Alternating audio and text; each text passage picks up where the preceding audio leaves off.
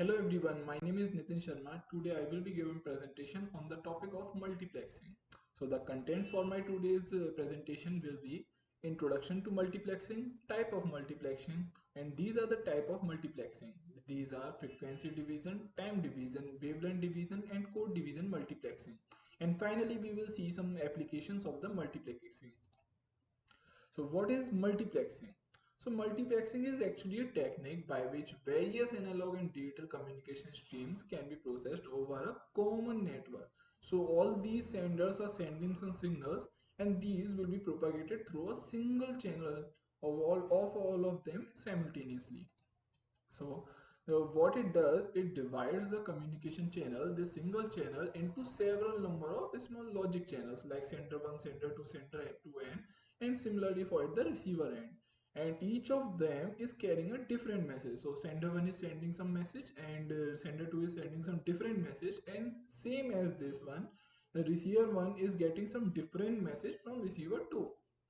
So how we do that? So we will be able to achieve this by using a device called multiplexer, which is abbreviated as MUX. And at the receiver end, we use demultiplexer to get our information divided into at the receiver ends. So now let's see the types of multiplexing. So the types of multiplexing are divided on the basis of analog or digital signals. So analog signals are the signals which vary continuous with time, and digital signals vary not do not vary continuously with time as they are discrete in times. They can be made by sampling the analog signals to the digital signals by using sampling theory. And analog signals are multiplexing is divided further into frequency division multiplexing and wavelength division multiplexing. On the basis of digital, this is divided into time division multiplexing, and it can be further divided into synchronous and asynchronous time division multiplexing. So frequency division multiplexing, which is a part of analog division multiplexing. So how does it work? So we have a total bandwidth. Actually, we work in kilohertz and megahertz in practical purpose. But let's say we have 0 to 300 hertz of signals, which is our entire bandwidth. Then what we do is we to each one of them we allot some slots of frequency. Like this one should carry like 10 to 90 hertz. This one from 110 to 190 hertz. This one from let's say 100 like 290 to 300 hertz, like that. We have some gaps in between, and these gaps are called as guard bands. Why we keep them? To avoid the intermixing of the frequencies in different channels. So what we do using the frequency modulation, we have some signal, we modulate it at some desired frequency, let's say 10 to 90 hertz, and at a different frequency, let's say 110 to 190 hertz, and we propagate it through channels, and at the receiver end they can be separated on the basis of the frequencies. And time division multiplexing, which is a part of a digital multiplexing. So in there, this is entirely different from frequency multiplexing in the terms where we use only, like if we have 0 to 300 hertz of bandwidth, then we divide it into the some like 10 to 90, 110 to 190. But here we each one of them uses the entire bandwidth of the frequency. So this is using from any frequency range from 0 to 300 hertz. This one is also using from 0 to 300 hertz, any, and same for all. But the difference here is, here the time, there is a division in the time. So each one is allotted some specific time slots. For example, let's say A will send the signal for time 0 to t naught. Then after that B can send its signal from t naught to 2 t naught, and similarly C from 2 t naught to 3 t naught, then D from 3 t naught to 4 t naught. Then after that its turn will repeat again, and then it can only send its signal again. So there is a division in slots, while in frequency division multiplexing there is a division in the frequency bandwidth. So here the user can use the entire bandwidth, unlike the frequency division band multiplexing. So this time can be further divided into synchronous and asynchronous.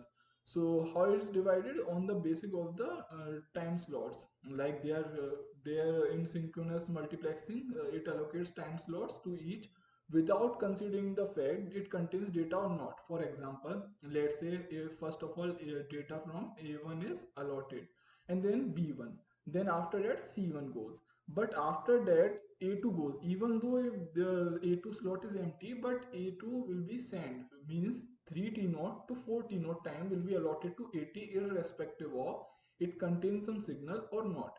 But in asynchronous time division multiplexing, let's say if we have some signal in A, then A will go, and then if B is empty, then this time slot will be skipped, and from T0 to 2T0 C will be sent instead of B. So here we are using the full capacity of the transmission slots. So wavelength division multiplexing, which is a part of analog multiplexing. So in this we use optical signals to send information from one tower to another. So the main thing is here is the their wavelength lambda. So each one of the transmission signal has different wavelength, and they will are sent on the same line, same main transmission line, and on the basis of their frequencies and wavelengths they can be demultiplied at the receiver end. So the main thing is here their wavelengths are different, so they can easily be separated. So they are also divided into two subtypes based on their range of wavelengths and how much distance they can travel efficiently without attenuation. So dense and coarse wavelength division multiplexing. So CWDM, which is coarse WDM, works on 8 channels where the width of each channel is 20 nanometer apart. But on the other hand, our dense WDM is considerably, it has greater number of channels. So when to use CWDM and when to use DWDM? It is simple as when the distances are longer than 100 kilometers, then we use DWDM because it transmits signals over long distances without any attenuation in the signals. But below 100 kilometer we prefer CWDM. Why? Because they are less expensive and also consumes less energy. But for distances greater than 100 kilometer, they are not as efficient as DWDM. So code division multiplexing. In code division multiplexing, we use a entire different technique, which is spread spectrum technique. What is special in this is it uses the entire spectrum of time and also the entire spectrum of frequency. So we will be sending signal for all the time and for all the frequency bandwidth. So as we can see in frequency the division multiplexing, we have here some like intermixing might be there because even though there are some different frequency slots are there and also different time slots there, but on the edges there might be some chances of frequency intermixing. But in this case, as the entire bandwidth is used by all and entire time they can send the signals, but they are divided on the basis of code, so they are more secure and also there is less chances of, almost no chances of intermixing. And also the major benefit is that we will be sending the signal entire time, so the sender A will be sending the signal for entire time and also utilizing the entire bandwidth of frequency. Now let's see the working of code division multiplexing. So the main thing is here is each one of them is allotted a specific code, which is sender A has a specific code A, and sender B has code B, and sender C has code C. And the receiver at the other end should use that code to receive their information which they are sending. So let's say we have some code. So what are the register code? Is there any specific restrictions on these code, or we can choose any of the code? They should follow certain rules. What are the rules? So when the station's code is multiplied by others, so let's say we are multiplying code A by code B, then it must yield 0 as our output. And if the code A is multiplied by itself, then it should yield the number equal to the number of stations. So in this case, there are 3 stations. So when code A is multiplied by itself, it should yield a number equals to 3, and same for code B and code C. So for example, let's say each one of them has a code. Code A is denoted as CA, code B as CB, and code D as CD. And they are sending information DA, DB, and DC. which you will see in next slide. Each of so how they can send the signal. So each one of them, like this one is sending a data DA, then this should multiply its signal DA, data DA, with code A. So DA into CA will be its the sender signal it will be sending, and same for others. And in the channel, this signal will propagate in the form of sum of everyone. So like this. So DA into CA, DB into CB, and DC into CC.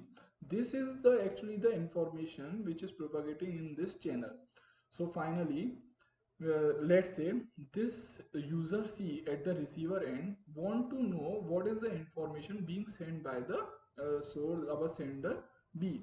So what he will do, he will take its code B, that is CB, and multiply that code with this the information in the channel and divided by the number of stations. So here in this case, the number of stations are 3, and this is our information in the channel.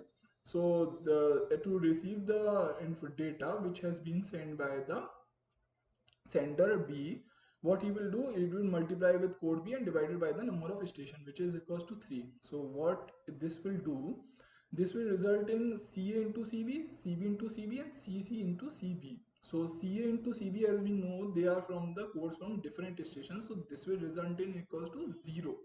And this CB into CB will yield the number equals to the number of stations, which is here in cases 3 stations, so equals to 3dB. So the finally the C user will be able to get the data sent by B, which is equals to DB, at the receiver's end. So finally we will see the applications of multiplexing. So where we can use the practical application of multiplexing. So the multiplexing is mostly used in communication system because it increases the efficiency of the transmission of audio and video signals, as a single lines can transmit a high quality audio and video signals, as we have already seen. If there are many senders, like audio signal is different and video signal is different, then they can be sent in the same line, and the propagation or in the same channel is very efficient in case of multiplexing.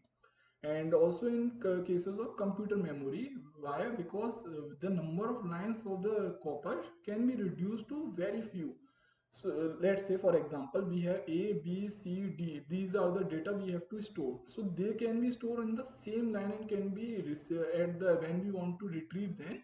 Then by using the demultiplexer we can retrieve them very easily, and they are storing using very few lines of copper.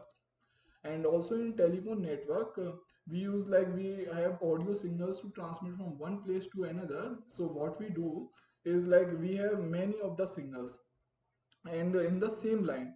So when we have many signals, then these can be put in the same line, and at the receiver end they have a demultiplexer which can specifically can receive the signal of its requirement. Like sender is talking to sender B, receiver B, then they can use the specific code and retrieve the information. So these are the references I have used, like Tutorial Point and Fiverr Labs, etc. So thank you.